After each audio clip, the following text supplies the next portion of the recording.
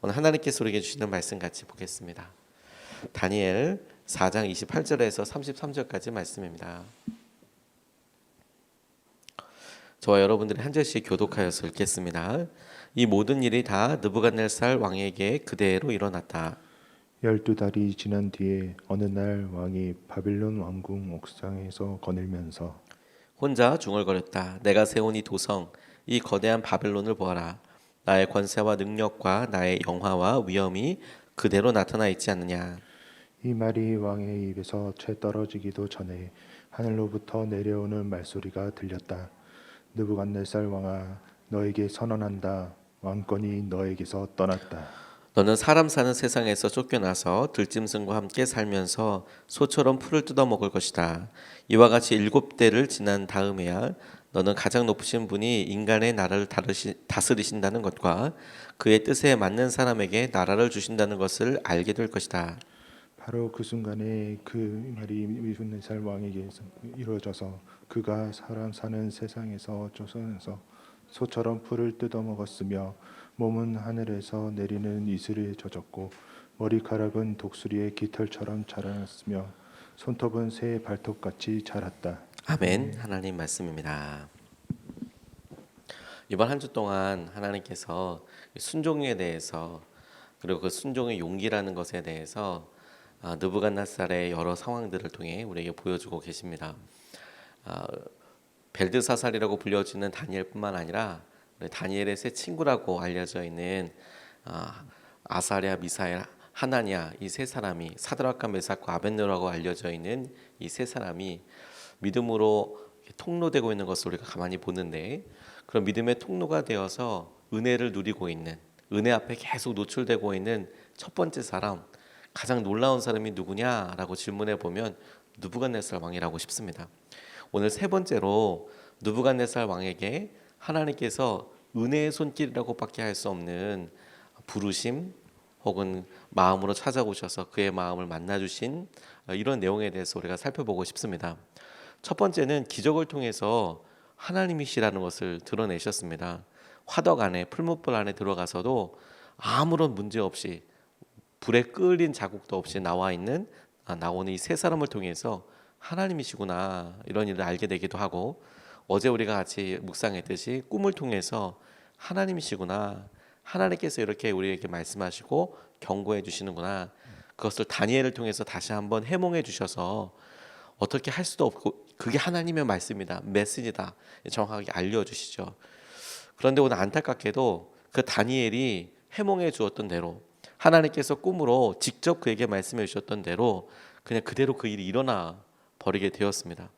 그의 삶에 있어서는 가장 고난의 시기라고도 이야기할 수 있고 또 이 내용에 묘사되어 있는 내용을 보면 그가 잠시 이 기간 동안에 한 7년여 동안에 마음을 생각을 놓았던 것이 아니냐 정신을 살짝 놓았던 것이 아니냐 이렇게 생각하는 해석하시는 분들도 계시지만 그의 전체 왕으로서의 삶 그가 누렸던 왕궁에서의 일들을 생각해 보면 이제서부터 겪게 되는 일들은 그의 삶에 있어서 가장 커다란 고난의 시기 가장 커다란 아픔의 시기가 될 거라 이렇게 생각이 듭니다.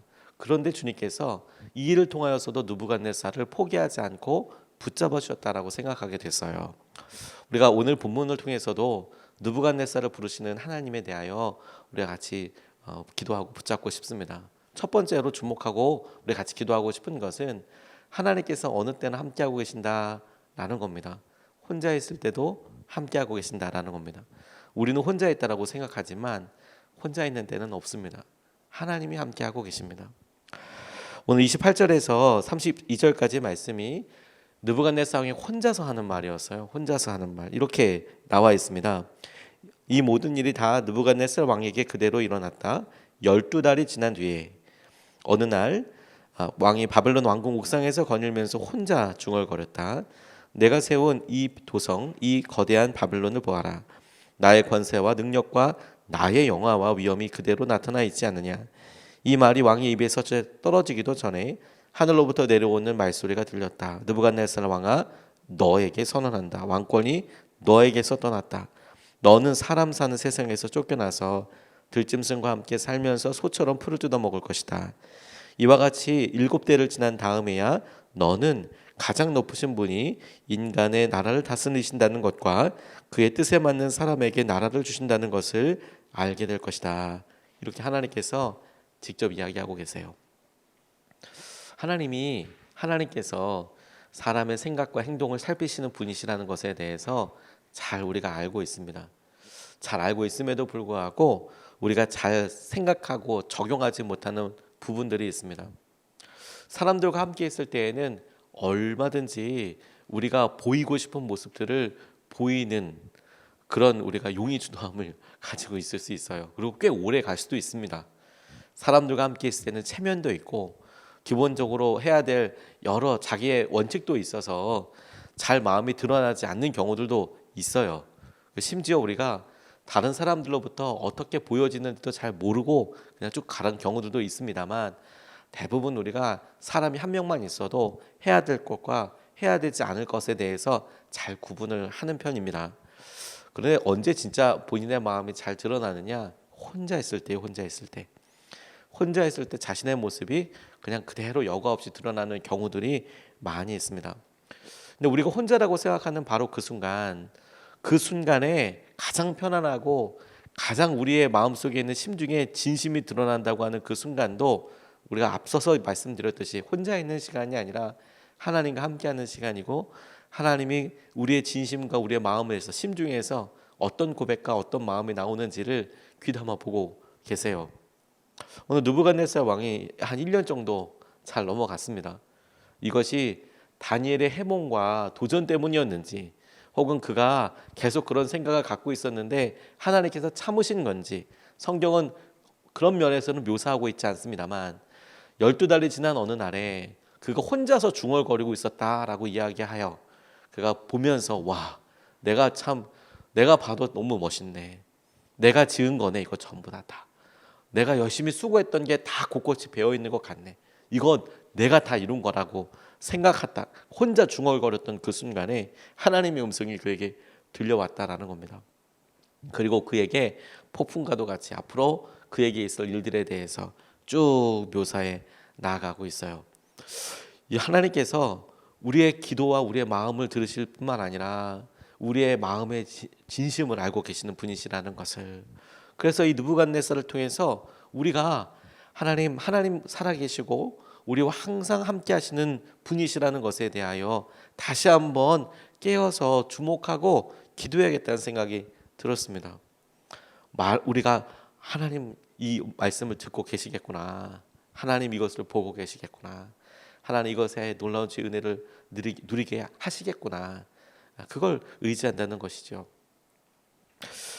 고려대 의대에 나오신 우리 안수현 형제 그 청년 바보 의사라는 책에서 유명하기도 했고 많은 분들이 아마 읽으셨을 거라고 싶습니다. 33살에 하나님 나라에 먼저 가게 됐는데 그분이 평소 때는 그 주위의 지인들에게 그 주위에 그분을 아는 사람들에게만 유명했지만 그런데 장례식 이후에 훨씬 더 유명해진, 훨씬 더 사람들에게 알려진 그런 경우였습니다. 33살에 의사, 그냥 자기 일을 열심히 하던 의사가 그렇게 유명해질 일이 뭐가 있을까 싶기도 하지만 그분이 평소 때 살면서 사람들에게 나누고 함께했던 모습들을 보면 그러면 그렇구나 하고 고개가 끄덕여지는 부분들이 있습니다. 이분에 대해서 다른 분들이 이렇게 글을 쓰신 것들을 회상한 것들을 이렇게 보니까 안수현 형제가 자기가 혼자 있을 때처럼 보이는 순간에 다른 사람들이 그를 어떻게 보았는지를 발견할 수 있는 부분들이 있어요. 자기는 혼자다라고 활동하고 있는데 다른 사람들이 그를 예의주시하고 있는 것이죠. 예를 들어서 2000년에 의약 분업 사태가 전국에 있어서 그런 중요한 여러 논쟁들이 있었을 거라고 생각이 들지만 그것으로 인하여서 의사들이 한꺼번에 파업을 들어간 적이 있었습니다. 그러니까 당장 응급실과 병원에서 환자들을 봐야 될 사람이 필요한데 그런데 그 일에 전부 다 의사가 다 빠져버리니까 정말 큰일이죠. 제일 큰 일은 환자들 아니겠습니까? 환자들과 환자들의 가족들의 마음에서는 아니 의사가 갑자기 병원에 왔는데 없으면 그러면 정말 난감하고 혹시나 큰일이 있으면 진짜 안타까운 일이죠. 그런데 그때 특별한 목적이 아니라 특별한 다른 의도가 아니라 환자들 때문에 그 병원을 떠날 수 없어서 환자들 병상을 지켰다라는 거예요. 욕도 먹고 사람들에게 손가락질도 받고 그리고 무엇보다도 경무에 시달리는 게 너무 힘들었대요. 왜? 같이 교대해 줄 사람이 없으니까요. 사람들이 다 빠져나가고 교대해 줄 사람이 없으니까. 그런데 그가 그렇게 환자들 옆에서 며칠 밤을 새우고 하루 한 끼 먹을 시간도 없어서 경무에 시달렸지만 자신의 소명 코람데오를 따라서 병원을 지켜나가더라. 그러면서도 본인이 자기가 돌보던 환자들 찾아가서 밤에 몰래 기도해 주기도 하고 그리고 환자들이 돌아가시면 장례식장에 가서 함께 유족들을 위로하기도 하고 그리고 주위에 있는 사람들에게 선물을 나눠주기도 하고 찬송가 테이프며 책이며 또 환자들만 아니라 병원에 근무하던 여러 동료들에게 간호사, 물리치료사, 방사선 기사 하다못해 환자들의 침대를 이동하는 분들에 이르기까지 구두 닦는 아저씨, 매점 아주머니에게 이르기까지 정말 겸손하고 따뜻한 선물을 그렇게 나누더라는 거예요. 다른 환자들 돈이 없는 분들의 병원비를 대납하기도 하고 아주 절방에서 힘들어하는 청년의 마음을 이렇게 위로해주기 위해서 같이 콘서트장에 가주기도 하고 그런 여러 일들을 쭉 했는데 혼자 한 행동이라고 생각을 했는데 그가 안타깝게 유행성 출혈열로 군대에서 하나님 나라에 먼저 가자마자 혼자라고 했던 행동들이 그 행동을 보았던 사람, 그 행동을 옆에서 같이 경험했던 사람들에 의해서 다 드러나게 되더라고요. 그 사람의 진심은 그가 꾸준히 오래 했던 일 그리고 꾸준히 한 방향으로 했던 일들이 열매 자체이고 그것으로 평가됩니다. 그렇게만 생각해봐도 여러분 우리가 가장 많은 일 가장 꾸준히 하는 일은 주로 언제 하는 일들인지 아십니까? 우리가 혼자 있을 때 하는 일들이에요. 혼자 있을 때 하는 일들. 우리 혼자 있을 때 어떤 생각을 하고 지내고 어떻게 말을 하고 어떻게 반응을 하는가. 이게 믿음인 거죠. 어느 목사님이 쓰신 책을 보면 혼자 있을 때 당신은 누구이냐 이렇게 물어보죠. 하나님께서 우리에게 느부갓네살 왕을 통하여 그가 혼자 중얼거리는 말을 통해 하나님이 그에게 경고하시고 그에게 이미 말씀하셨던 일들을 이루시더라. 우리가 이것을 보고 하나님 우리가 혼자 있을 때에도 깨어있게 해주시고 주님 앞에 온전히 붙잡힌 바 되도록 우리의 마음을 주 앞에 올려드립니다. 주님 우리를 붙잡아 주십시오. 이렇게 기도하고 싶습니다. 두 번째로 기도하고 싶은 것은 이 느부갓네살 왕에게 닥친 고난 자체입니다. 그에게 닥친 이 고난을 이걸 위기라고 봐야 할 건가 어려움이라고 봐야 할 건가. 근데 저는 조금 다르게 고백하게 되었습니다. 이미 두 번에 걸쳐서 하나님께서 그에게 직접 말씀하셨잖아요. 기적으로 압도적인 기적으로 보여주셨습니다. 하나님이시구나. 그리고 꿈을 통하여서도 그에게 보여주셨습니다.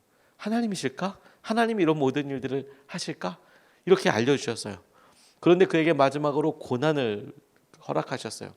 그럼 이제 심판받았구나 이렇게 여길 게 아니라 하나님께서 이 고난을 통해서 마지막으로 느부갓네살을 부르시는 거구나. 하나님께서 그를 이 심판을 통해서 이 고난을 통해서 완전히 멸망시키는 데 목적이 있는 게 아니라 심지어 이 고난을 통해서도 그에게 한 번 더 기회를 주시는 거구나. 그가 여전히 살아있고 그에게 여전히 말씀하시는 분이 하나님이시라는 점을 우리가 주목해 보면 이 고난의 의미가 느부갓네살 왕에게는 은혜의 손길인 거예요. 그를 여전히 부르시고 포기하지 않으시는 하나님의 은혜의 손길 그리고 계획.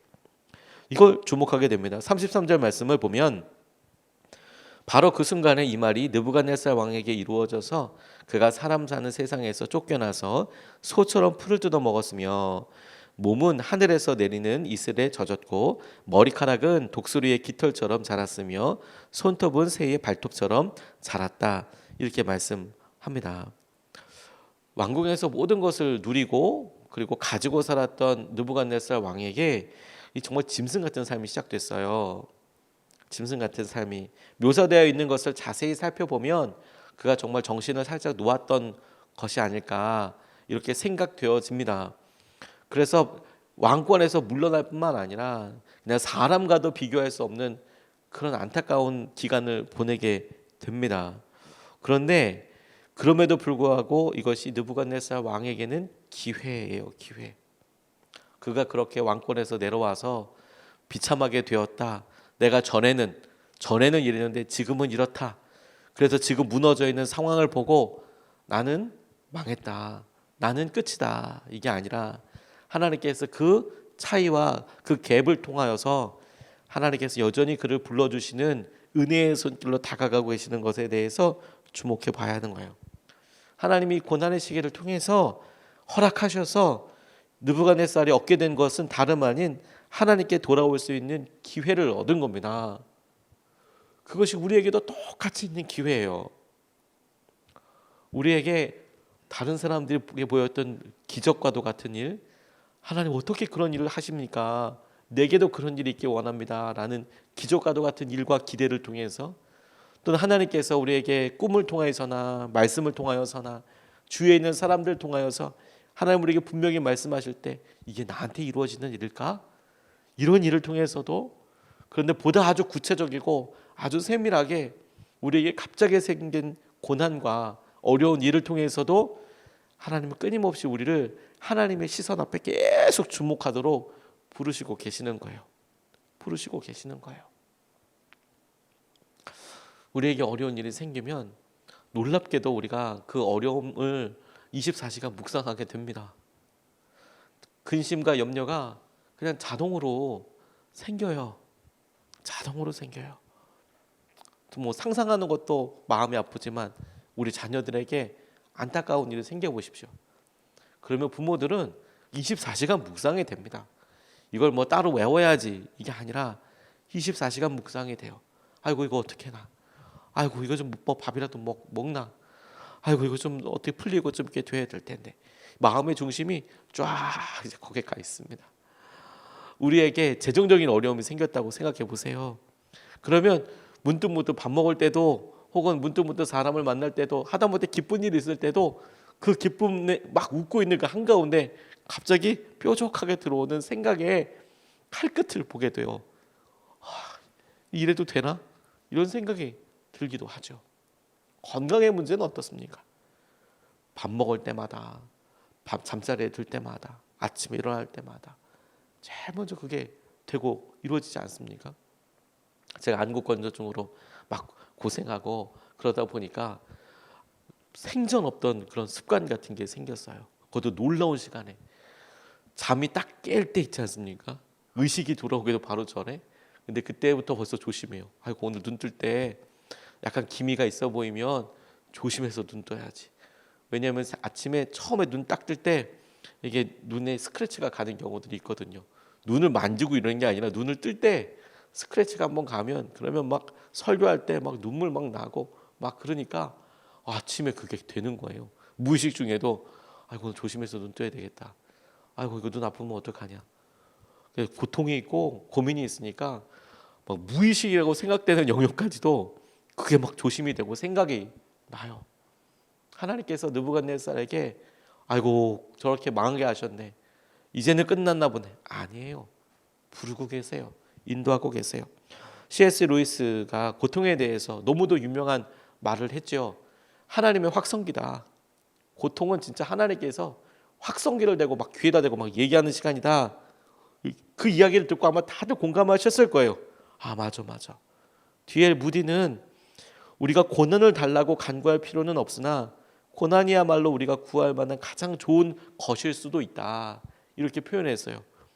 굳이 고난을 달라고 기도하지는 않겠지만, 그런데 고난이야말로 가만 보니 가장, 만약에 무언가를 기도해야 한다면 고난이 가장 좋은 것일 수도 있겠다. 이렇게 이야기했어요. 공감이 너무 되는 거예요. 고난을 일부러 구하진 않겠지만, 근데 만약 우리에게 필요하다면 고난이 정말 하나님을 의지하게 되고 바라보게 되고 기뻐하게 하더라고요. 존 밀턴은 40세에 양 시력을 잃고 시각장애인이 됐습니다. 그런데 그가 고백했던 게 뭐냐면, 오 주님, 이런 고통을 통해서 내 영혼이 하나님을 알고 섬길 수 있는 인격을 주심을 감사합니다. 하나님 이거 통해서 주님을 바라볼 수 있게 해주셔서 감사합니다. 지난 월요일에 여러 청년 사역을 하시는 목사님들과 전도사님들과 코로나 시기에 우리가 어떤 일들을 겪고 있는지 뭐 이제 이런 일들에 나눌 수 있는 시간이 좀 있었습니다. 제가 맡은 부분은 그냥 주제 강연처럼 이 코로나가 어떤 우리에게 의미를 주는가, 이제 뭐 이런 것들과 관련돼서 이제 준비해서 같이 나누는데, 하나님께서 제게 주신 마음이어서 나누기도 했지만 그 이후에 이어지는 여러 다른 사역자들의 강의와 나눔을 통해서 다시 한번 확증하게 된 게 뭐냐면, 코로나로 인하여서 감사할 내용들도 있구나. 힘들고 어렵고 그래서 너무 고통당하는 것 때문에 안타깝고 아프기도 하고, 그런 힘든 사랑하는 사람들, 주위에 있는 사람들 보면 정말 딱하고 마음을 다해서 간절히 기도하게 되는데, 그런데 오히려 코로나를 통해서 우리에게 주님을 더욱 찾게 되었고 우리의 연약함을 보게 되었고, 그래서 우리가 할 수 없는 일 때문에 하나님의 손길을 기대하게 된 영역들이 굉장히 많다는 것을 알게 됐어요. 그래서 주님의 관심이라고 다시 한번 믿음으로 고백할 수 있게 되었습니다. 우리가 각자 마주하고 있는 오늘 하루가 다를 겁니다. 그런데 여러분, 그 하루가 너무 고민스럽고 고통 가운데 있다고 생각될 수도 있고 두렵다고 생각될 때 오늘 느부갓네살을 한번 떠올려 보십시오. 이것이 우리가 망하는 길로 접어든 것이 아니라 하나님 바로 가까이로 끌어당기고 계시는구나. 우리의 시선을 하나님께서 억지로라도 혹은 이런 일을 통해서라도 하나님께 고개를 돌리도록 하고 계시는구나. 그래서 하나님께서 우리를 붙잡으시고 일으키시겠구나. 오늘 두 가지 말씀을 같이 나눴습니다. 첫 번째, 혼자 있을 때는 없습니다. 혼자 있을 때는 없습니다. 하나님과 함께하고 있습니다. 그러니 여러분, 우리의 마음에 하나님을 인정하는 마음, 하나님 앞에 깨어있는 마음으로 오늘도 하나님을 주목하여야 하겠습니다. 두 번째로, 하나님께서 우리에게 허락하신 것이 고난의 시기라면 그것이 기회예요. 고난이 기회입니다. 하나님이 우리를 부르시고 우리를 찾으시는, 기적보다도 놀랍고 꿈과 해석보다도 놀랍고 이 고난이 하나님 앞에 온전히 나오게 할 겁니다. 그것을 하나님을 더 바짝 의지할 수 있으면 좋겠습니다. 이것을 붙잡고 두 번 나눠서 같이 기도하겠습니다. 첫 번째로 같이 기도하고 싶은 것은 혼자 있을 때에도 주님을 인정하며 겸손하게 해달라고 기도하겠습니다. 하나님, 우리 가운데 신발에 모래 하나만 들어가도 계속 집중이 되는 것처럼, 하나님, 오늘 우리가 살아계신 하나님을 계속 주목하고 주님을 인정하고 겸손하게 주님의 은혜를 함께 누리게 해주십시오. 우리가 주 앞에 깨어있게 하여 주십시오. 우리가 첫 번째로 같이 함께 기도하시겠습니다.